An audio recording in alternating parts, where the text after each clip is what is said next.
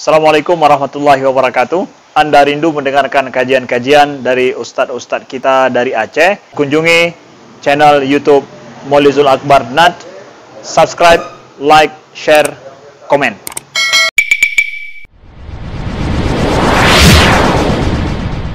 Assalamualaikum warahmatullahi wabarakatuh.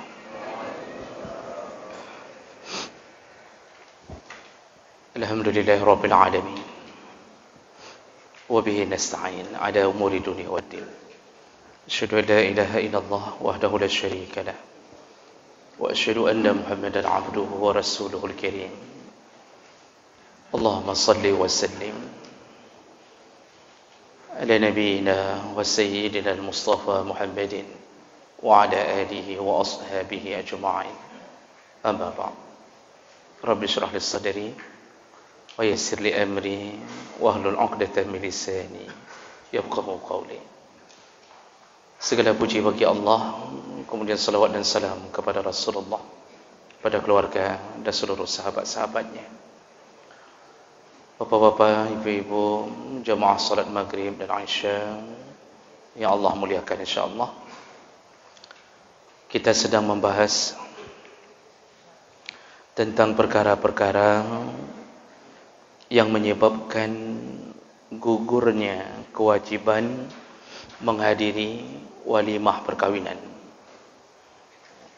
Sebagaimana yang sudah dijelaskan bahwa menghadiri walimatul urs atau walimah perkawinan hukumnya wajib, berbeda dengan walimah yang lain.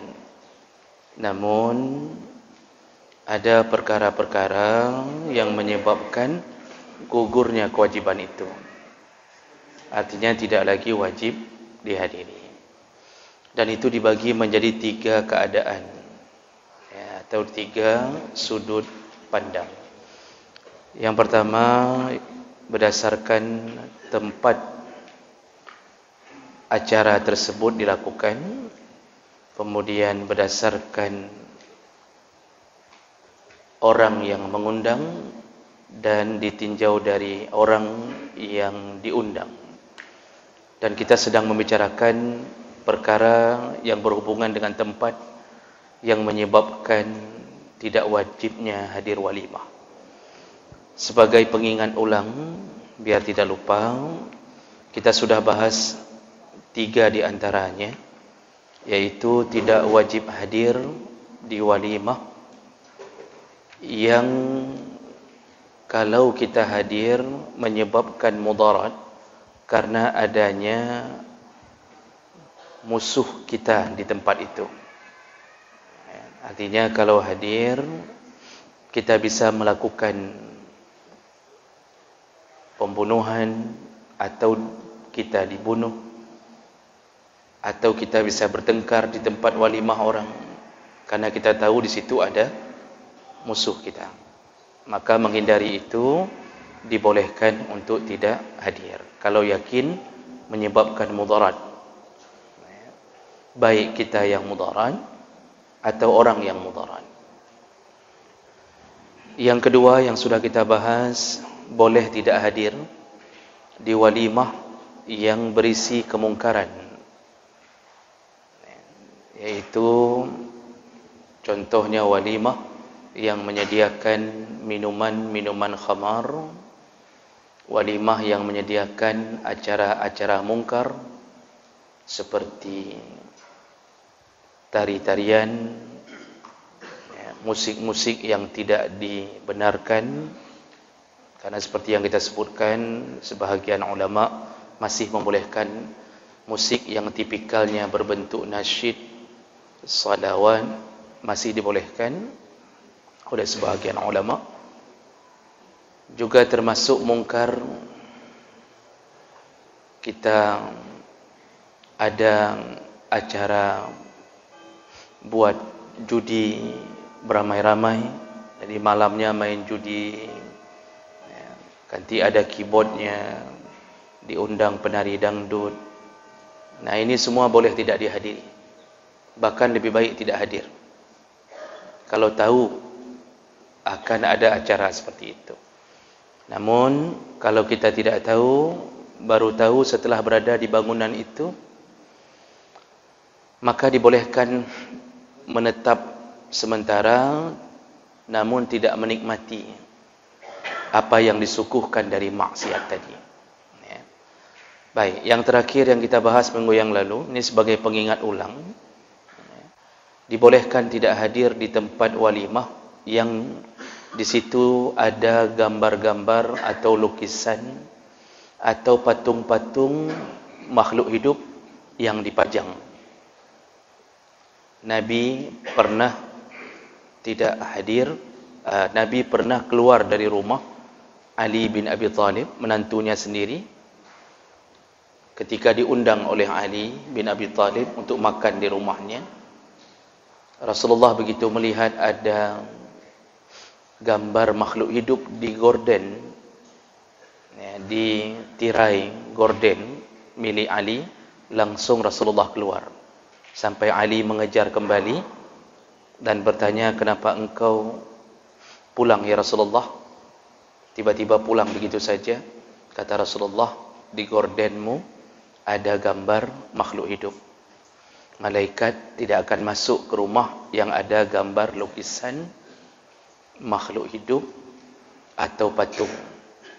Maka maksud Nabi, malaikat tidak mau masuk karena utusan Allah tidak akan masuk. Maka aku pun utusan Allah, maka aku pun tidak mau masuk ke rumah yang ada gambar lukisan atau patung. Ini pembahasan kita minggu yang lalu. Nah, ada yang kemarin yang bertanya bagaimana hukumnya kalau foto.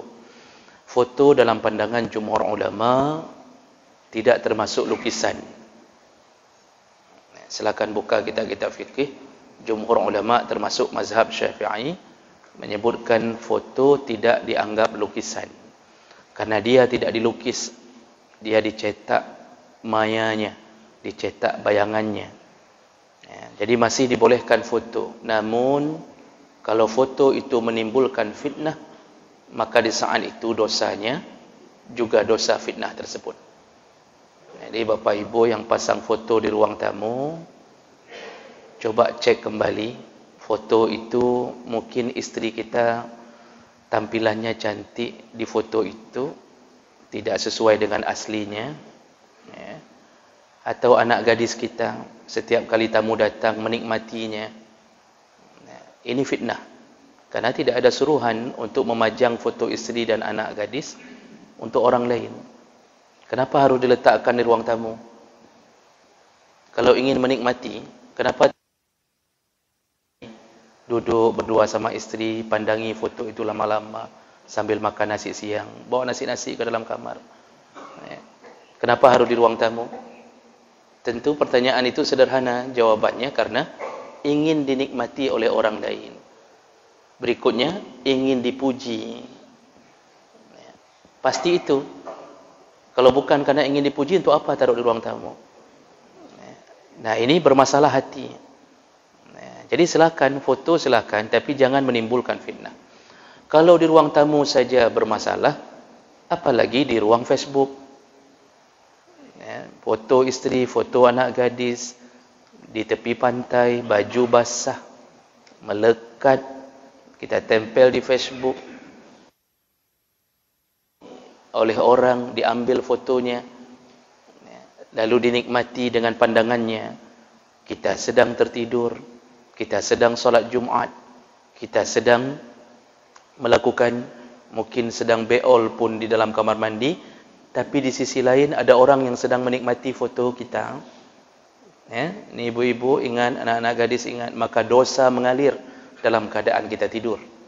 Padahal kita enggak buat apa-apa, cuma foto kita dinikmati orang, maka dosanya mengalir secara otomatis.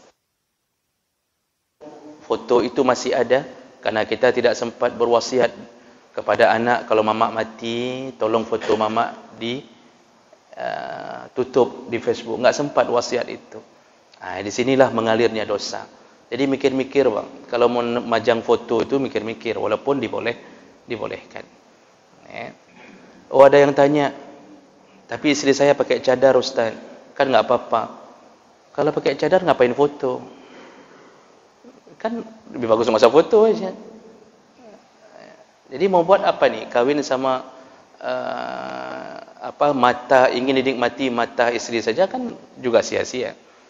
Jadi foto dibolehkan, namun hati-hati dengan fitnahnya. Maka kalau ditanya kembali, itu yang pajang-pajang foto di gerbang menuju ke tempat walimah, ni acara resepsi, di gerbangnya udah ada foto tu, Pak. Foto saudara baru dan bintu baru. Bolehkah itu? Kalau hukum asal foto boleh. Tapi cuba fikir, timbul fitnah tidak? Orang sebelum masuk ke gerbang itu, dia nikmati dulu. Yang dia nikmati lintu atau darah baru? Kemungkinan besar sekali darah baru, Pak. Karena kenapa? Lintu itu seganteng apapun tidak dinikmati. Apalagi perempuan pun kalau lewat, itu tidak pun terlalu menikmati fisiknya laki-laki. Tapi laki-laki lewat, itu pasti akan menikmati fisiknya perempuan. Dan itu kita pajang. Mungkin hasil foto prewedding. Prewedding itu lebih berbahaya ketika melakukan foto sebelum ijab kabul. Melakukan prewedding di depan masjid. Begitu azan zuhur berhenti, duduk di pintu pagar masjid. Enggak solat. Nanti habis orang solat, dia mulai lagi foto-foto. Aneh kan? Maksudnya orang ingin menikah, katanya ingin melakukan sunnah Nabi, tapi dia lawan Nabi mulai dari prewedding, dia lawan Nabi. Makanya orang hari ini kadang-kadang enggak sehat cara berpikir, Pak. Pingin masuk surga, tapi yang dilakukan amalan neraka. Jadi begitulah keadaan kita hari ini. Jawab mereka Allah Subhanahu Wa Taala, hati-hati dengan foto walaupun dibolehkan. Baik. Kita sambung. Berikutnya yang keempat, dibolehkan tidak hadir. Alla yujad kalbun. Dibolehkan tidak hadir kalau di tempat walimah itu ada anjing yang dipelihara oleh si yang sahibul hajat, oleh yang tuan rumah. نص المالكية والشافعية على أنه يشترط لإجابة الدعوة إلى الوليمة ألا يوجد كلب لا يحل اقتناؤه أو عقور واشترط الشافعية ذلك ولو كان الداخل أعمى. Mazhab Malik dan Syafi'i menegaskan dibolehkan untuk tidak hadir atau gugur kewajiban untuk hadir kalau yang punya hajat memelihara anjing. Walaupun ketika walimah anjing itu diikat, tapi di tempat itu ada anjing, di rumah itu ada anjing. Lalu dia buat acara di depan rumahnya, di halamannya, dan kita tahu anjing itu diikat, dipelihara. Selama anjing itu bukan anjing yang halal untuk dipelihara, maka tidak wajib datang ke tempat itu. Karena memelihara anjing sama hukumnya dengan memajang patung dan lukisan. Dalam satu hadis Rasulullah menyebutkan, la tadkhulul malaikatu baitan fihi kalbun wala surah. Tidak akan masuk malaikat ke dalam rumah yang di dalam rumah itu ada anjing atau patung. Jadi anjing ni, Pak, yang boleh dipelihara itu cuma dua model anjing.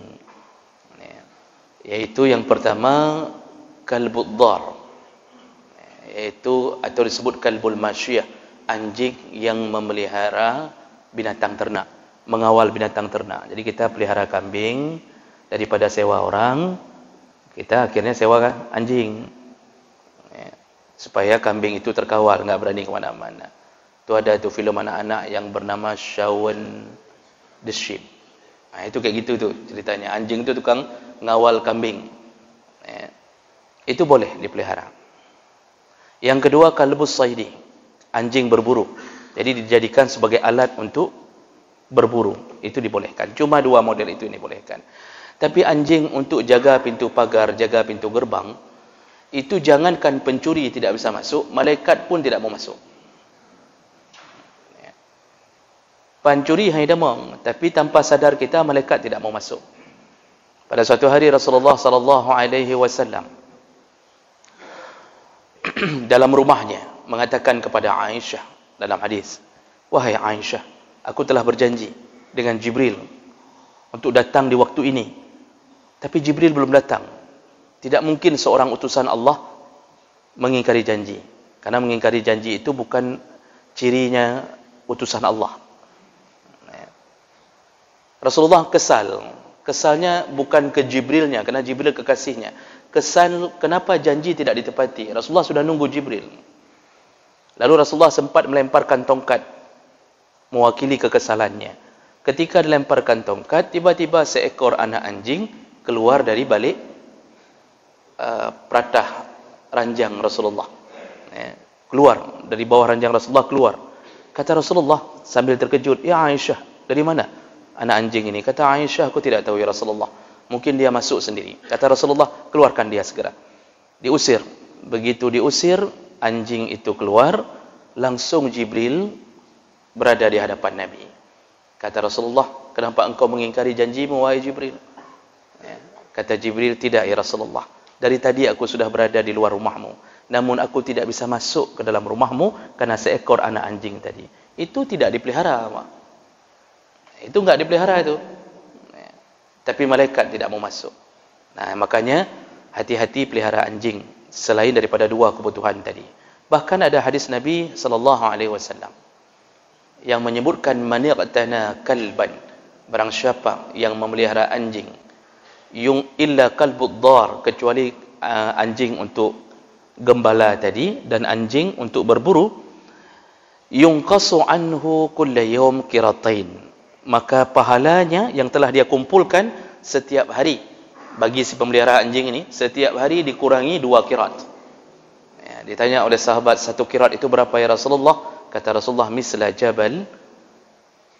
jabalain azimain, seperti 2 gunung yang besar. Dalam hadis lain gunung Uhud, kata Rasulullah.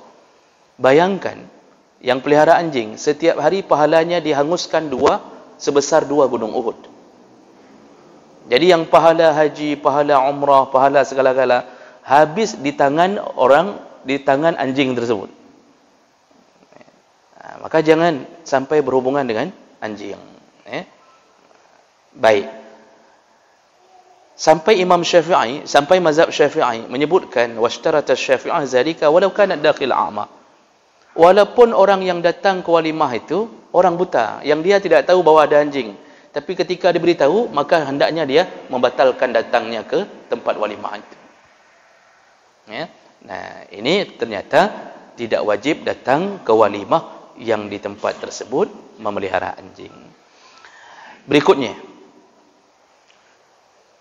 yang menjadi penyebab boleh tidak hadir ke walimah perkahwinan orang adalah alla yakuna hunaka kasratu ziham. Itu syaratnya kalau di sana terjadi kepadatan yang luar biasa, padat sekali. Ziham itu terlalu padat, sesak.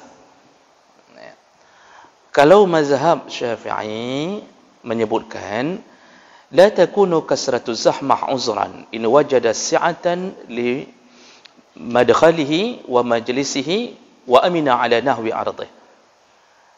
Tidaklah kesesakan atau sesaknya sebuah tempat walimah menjadi syarat boleh tidak hadir, kecuali orang tersebut tidak aman dari kehormatannya. Artinya walam ya'man ala nahwi ardih fa inna kasrata zihmah takunu uzran. Kalau aman tidak mengapa. Maksudnya ini kita datang, di situ padat sekali, tempat kursi pun sudah tidak ada lagi.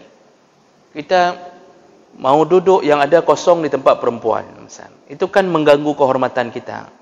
Masa kita datang sudah dengan baju jubah, dengan kopiah, surban, datang ke walimah orang, duduknya di tengah-tengah ibu-ibu. Ibu-ibunya ibu-ibu hebring lagi, Pak. Ya, sedang ngupat, kita sedang berada di tengah mendengarkan ngupat-ngupat, misal contohnya. Kita pun ikut ngupat, itu contoh. Tapi tidak semua ibu-ibu suka ngupat. Di sini mengganggu kehormatan. Atau kadang-kadang enggak tahu, saking sesaknya, tidak tahu pun tempat di mana duduk, akhirnya berdiri. Maka jadilah seperti standing party. Makan sambil berdiri, bawa piring berdiri, di depan rujak berdiri, di depan bakso berdiri, datang ke sana, cilet sini. Itu tidak terhormat. Orang yang makan sambil berdiri, selain dalam larangan Nabi, menunjukkan kewibawaannya tidak ada. Itu bukan orang mulia. Walaupun pakaiannya nampaknya mulia, kalau makan sambil berdiri, menunjukkan dia bukan orang mulia. Minum sambil berdiri juga begitu. Kita paling sering melakukan ini. Bahkan di depan dispenser kita tidak sediakan kursi. Di rumah-rumah kita, di depan dispenser kita tidak sediakan kursi. Tahan, langsung digelak laju. Setelah itu selesai, dan itu menjadi kebiasaan. Padahal Nabi telah mengatakan, la yashrabanna ahadukum qa'ima. Janganlah salah seorang di antara kalian minum dalam keadaan berdiri. Walaupun Nabi pernah berdiri dalam keadaan minum air Zam-Zam, tapi itu hanya sekali-sekali di saat dibutuhkan. Artinya mungkin karena sesuatu. Namun pada dasarnya suruhannya adalah suruhan tidak baik melakukan makan dan minum berdiri. Dan kita ternyata nggak ada tempat duduk, terlalu sesak. Nah, yang model-model kita lihat keadaan begitu, kalau sudah mengganggu kehormatan, maka boleh tidak masuk ke tempat walimah itu, walaupun kita diundang. Lihat padat sekali. Biasanya padat itu kapan, Pak? Ketika pas kita datang, pas rombongan Lintu atau Dara Baru datang. Itu dibolehkan untuk membatalkan kedatangan kita ke situ. Atau kadang-kadang sebelum masuk pun kita sudah bingung sendiri. Tempat parkir tidak ada. Mau parkir pun nggak bisa. Kita putar sekali lagi, tetap nggak dapat tempat parkir. Sehingga kita bingung, ada tempat parkir di kampung sebelah. Acara di kampung sini, tempat parkir di kampung sebelah. Mana bisa kita jalan kaki lagi ke situ? Nah, hal-hal begitu, itu bisa menyebabkan boleh tidak hadir. Namun kalau seandainya belum terganggu kehormatan, tetap diusahakan untuk hadir. Tidak terganggu kehormatan, ada tempat lah. Walaupun padat, ramai, tapi ada tempat disediakan. Bahkan biasanya ada acara-acara yang memuliakan orang-orang berilmu. Jadi meja untuk orang-orang yang dianggap mulia itu disediakan khusus. Itu baik, Pak, sebenarnya. Karena memang salah satu adab kepada orang yang berilmu adalah memuliakannya lebih dahulu. Dimanapun, kapanpun. Bahkan dibolehkan mencium tangannya. Boleh cium tangan. Jadi tidak benar kalau ada yang mengatakan cium tangan itu bid'ah. Dalilnya kuat. Bahkan di masa Rasulullah pernah dicium tangannya, pernah dicium kakinya. Bahkan ketika ditanya kepada mufti Arab Saudi, Ibnu Utsaimin, beliau pun mengatakan boleh. Dengan dalil tadi, Rasulullah pernah dimuliakan dengan cara begitu. Kemudian sahabat pun pernah mencium tangan sahabat yang lain yang membaiat bersama Nabi. Jadi, orang berilmu dimuliakan di waktu walimah, itu baik. Artinya disediakan tempat khusus, ketika datang jangan sampai ngantri, itu baik. Namun kalau tidak disediakan, maka orang berilmu jangan sampai merasa harus dilayani. Karena ciri-ciri orang berilmu itu hatinya semakin banyak ilmunya, semakin tawadhu'. Jangan sampai enggak disediakan talam, kita langsung pulang. Ngambek, Pak. Ini ngambek nih menunjukkan kita ini ingin dimuliakan. Maka muncul sifat ujub di dalam hati. Merasa diri lebih mulia daripada orang lain. Dimuliakan baik, itu adab orang yang memuliakan baik. Tapi kalau tidak dimuliakan, karena ada tipe, Pak, begitu enggak dimuliakan, ya nanti kasih tahu sama orang-orang kampung, hanjek kebut, enggak bisa jadi kerja. Hanjek kebut kan enggak bisa jadi kerja. Enggak ditaruh talam pun. Pulang enggak mau makan, kasih tahu sama orang bahwa yang punya rumah tidak baik. Kita yang tidak baik. Orang berilmu itu tidak ingin dimuliakan, tapi orang yang tahu lebih baik memuliakan orang berilmu. Jadi jangan merasa kita ini seakan-akan hamba Allah yang lebih sempurna, lebih mulia dibandingkan orang lain. Tidak perlu bergaya-gaya sehingga harus selalu dihormati. Orang sudah tahu juga siapa yang layak dihormati, siapa yang tidak. Walaupun pakaian kita Islami sekali, tapi kalau orang lihat kita pernah di bioskop, orang lihat kita di kedai kopi dari pagi sampai malam, walaupun dadang imam tak pegah dro te al-hafiz, kita selalu menyebut diri kita hafiz Quran, kerja duduk bagi kedai kopi urang malam, Pak. Orang tahu siapa yang harus dimuliakan. Jadi itu seleksi alam. Itu seleksi alam, Pak. Jadi jemaah maka Allah dibolehkan tidak hadir ketika kemuliaan terganggu di saat kita harus berada di tempat yang terlalu padat. Baik, itu. Berikutnya, yang membuat boleh tidak hadir walimah berikutnya adalah alla yakuna makana ad-da'wah makana al-walimah ba'idan. terlalu jauh tempat acara tersebut. Jadi diundang di Banda Aceh hari Minggu, sedangkan hari Senin kita harus mengajar. Ukuran jauh itu perasaan kita dan kegiatan kita. Jadi diundang di Medan. Boleh tidak kita tidak pergi? Boleh, karena itu ukurannya jauh. Kita nggak bisa balik dalam sehari misal, karena besok juga harus ada kewajiban mengajar. Sehingga tidak menghadiri di tempat yang jauh, yang menurut kita jauh. Karena menurut orang ada yang tidak jauh. Jadi perasaan jauh itu adalah ukuran adat, uruf kita. Bagi orang yang tidak punya mobil, diundang ke Biren, itu jauh, Pak. Kan nggak mungkin kita datang ke Biren dengan sepeda, Pak. Dari jam 6 salat subuh, habis itu langsung berangkat ke Biren, sampai sana jam 2, makan 2 habis, telur setengah pun nggak tinggal lagi. Nggak mungkin, itu jauh menurut orang yang tidak punya kendaraan. Mau naik L300, nggak ada uang dia. Nah, ini jauh menurut orang itu. Tapi mungkin tidak jauh bagi orang yang punya Innova Ribbon.